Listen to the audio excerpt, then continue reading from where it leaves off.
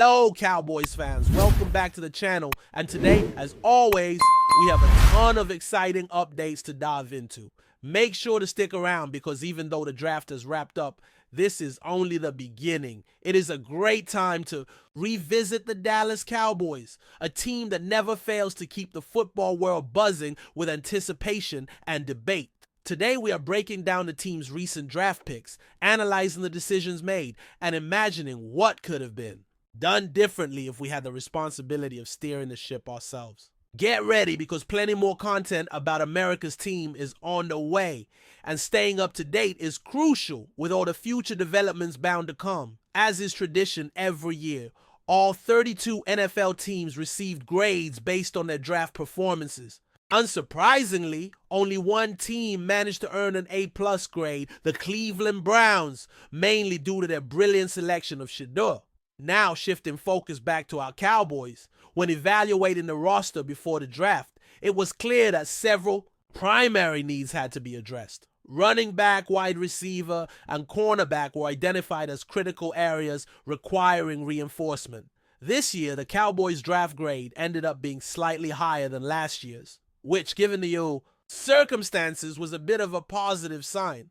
Looking closer, it became apparent that the team had numerous directions they could have taken. The depth on the defensive line took a major hit with the departures of Tank Lawrence and John Gostin, leaving a noticeable gap that needed filling. At the same time, losing a future Hall of Fame player like Zach Martin to retirement left a gaping hole on the offensive line. It opened up the possibility of drafting a guard to step into that massive void, or perhaps a tackle to heat up the competition between Tyler Jeton and Terrence Steele on the edges. There was also a strong case for targeting a dynamic playmaker who could step up as the much-needed number 2 receiver alongside CeeDee Lamb, or perhaps a high-impact running back to bolster the backfield. At first, drafting someone like Marion Hampton seemed like a smart, reasonable choice. However, as the draft board unfolded and wide receivers were snatched up, the Cowboys made the call to select Tyler Booker, a guard expected to take over for the legendary Zach Martin.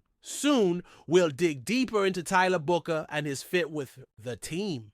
But for now, the big question for Cowboys Nation is, how do you feel about the choice of Tyler Booker?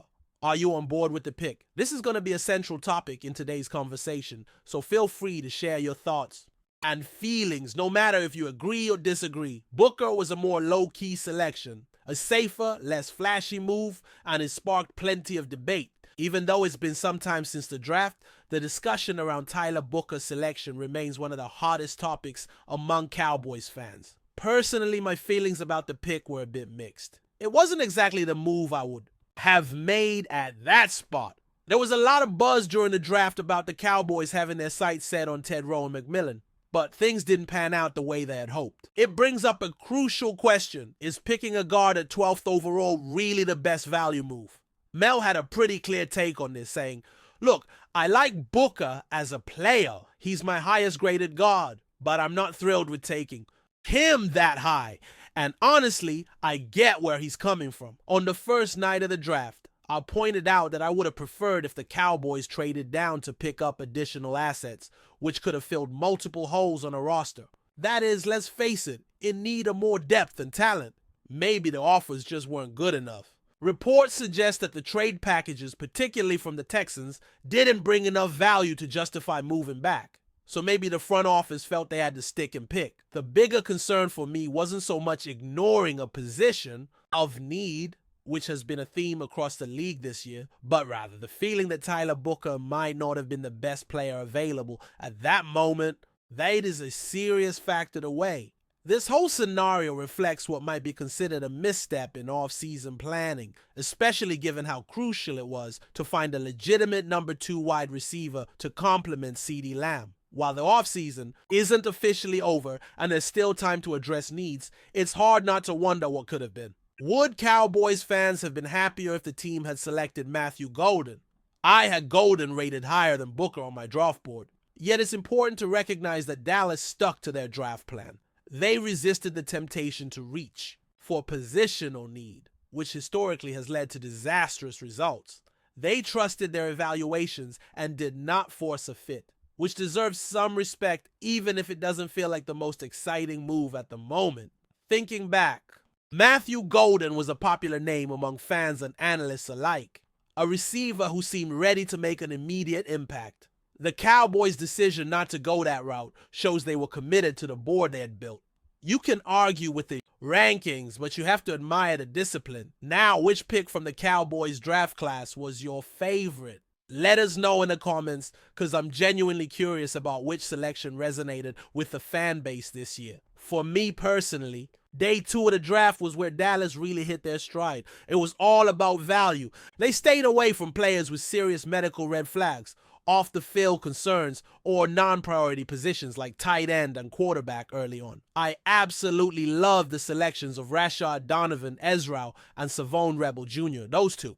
Picks felt like genuine steals. It's been a long time since I've seen the Cowboys land players who were among the best available on my board at the time they were picked. Mel Gray agreed, commenting that the Cowboys made really smart moves on the second day, locking in an edge rusher and a safety who both had legitimate first-round talent under the right circumstances. Ezra, an edge rusher, has the potential to help the fan base move on from Tank Lawrence faster than expected. Lawrence's departure left a huge void, but Ezra, who I'd ranked 20th overall and 6th among edge rushers, has all the tools to become a major contributor right away. It is pretty remarkable considering he fell just 4 spots below where I had Tyler Booker ranked, even though they play vastly different positions. Meanwhile, Savone Rebel Jr., a dynamic safety, was ranked 38th on my board, and when the Cowboys landed him, it felt like a huge win. Only one safety was ranked ahead of Rebel at the time Dallas made that pick, and honestly, I would have been completely comfortable if they had taken him around earlier. It was a no-brainer value pick, and he could end up being a cornerstone of this defense moving forward. Speaking of Day 3, one name that stood out was Jaden Blue, selected in the 5th round, 149th overall. Blue brings a lot of intrigue to the running back room. If you were tuned into our live coverage, you might remember me mentioning that there were about 5 or 6 running backs ranked ahead of where the Cowboys ultimately selected Blue.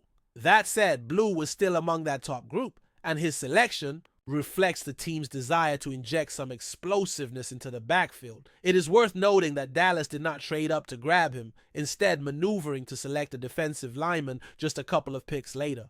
The running back group was already crowded, so adding Blue is going to stir up some healthy competition. There were 1 or 2 other prospects slightly higher on the board, but the differences in evaluation were marginal, and Blue fits what the Cowboys needed, a dynamic athlete capable of making big plays. As the draft continued, the Cowboys kept a strong focus on the trenches, selecting another defensive lineman later in the 5th round, building up the defensive line with rugged physical.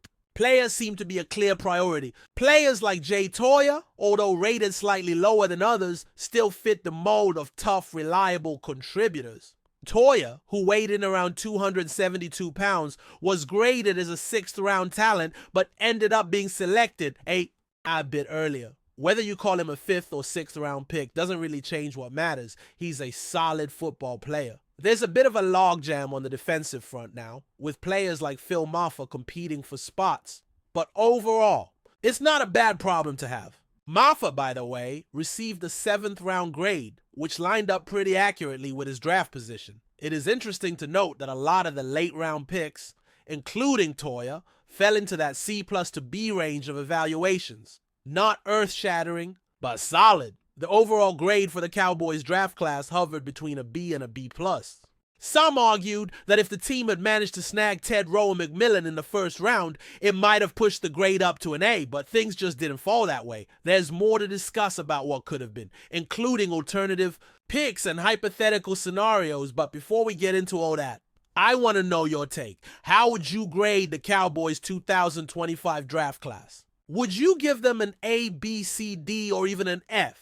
Drop your grades and thoughts in the comments section because, like always, your opinions make these discussions even better.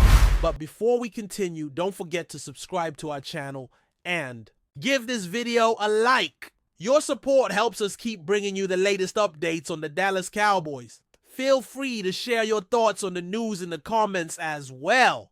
In an unexpected turn of events, former Dallas Cowboys running back Ezekiel Elliott has broken his silence and made scathing remarks about his former team. Elliott, once a central figure in the Cowboys' offensive scheme, opened up about his departure, the team's management, and his feelings towards the organization that drafted him in 2016.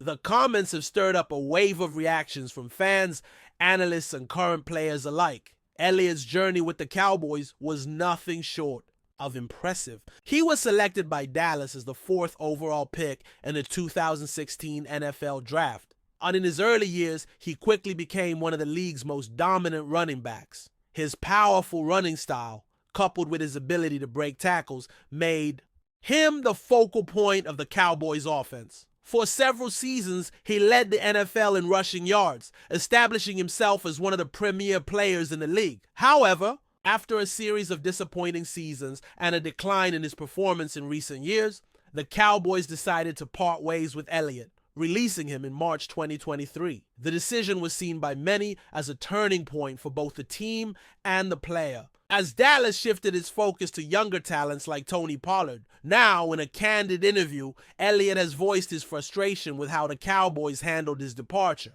"I felt like I was treated unfairly," Elliott stated.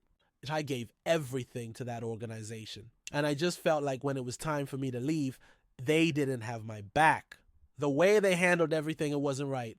I've always been loyal to the Cowboys and to the fans, but at the end of the day, it's a business, and they treated me like one." Elliott's comments appear to stem from his perception that the Cowboys front office was more focused on business decisions than on showing appreciation for the player who helped lead them to numerous playoff appearances. Despite being a key player in the Cowboys offense for years, Elliott felt that his contributions were taken for granted as the franchise moved on from him in favor of Pollard and other younger prospects. While Elliott did acknowledge the support of his teammates and the fans during his time in Dallas, his frustrations were clearly aimed at the team's leadership. "I'm grateful for the relationships I built with my teammates and the fans," he added.